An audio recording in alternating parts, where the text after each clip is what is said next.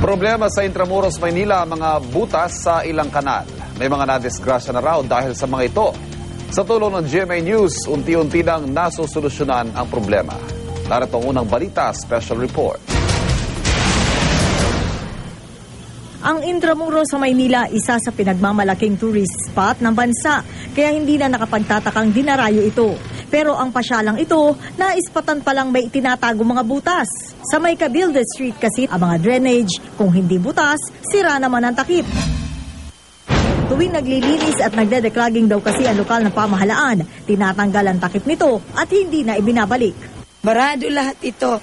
Iniwan lang yung nakatiwangwang, di naman tinapos. Ayan, ilan ang mga tao diyang nahulog. Natural lang yung buksan kasi lililinis eh.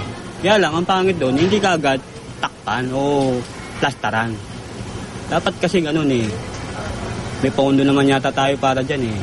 Mahigit 7 taon na umano ang ganitong sitwasyon ng Cabilde Street at talaga namang perwisyo na raw ang dulot nito sa mga motorista at pedestrian.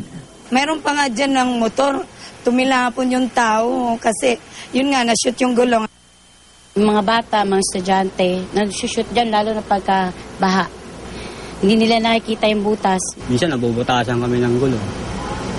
Yun. Tapos halimbawa, iiwasan mo yan. May mga kasalubong nga sasakyan. Traffic.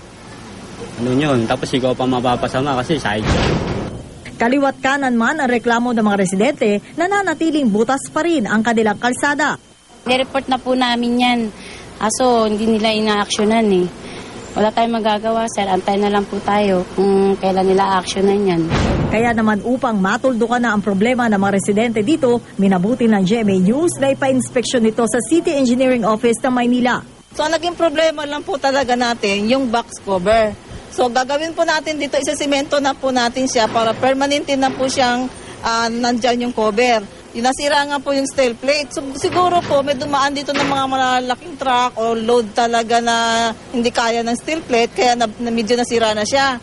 At mismong araw din na yun, agad inaksyonan ang maraming taon ng problema ng Barangay 657. Ang dating sirang takip, ngayon pinalitan ng bago. Ang butas naman na drainage, nilinis muna para masementohan sa susunod na linggo. Mga 1 linggo po natin hindi pa dadaanan muna temporary para mapatigas po natin yung semento at saka para po talagang permanent na po na nandun yung cover.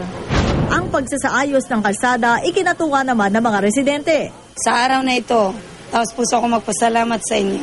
Hindi lang mga tao, kundi ang mga sasakyan, di maayos na rin ang takbo nila. Para sa unang balita, Sharian Torres reporting.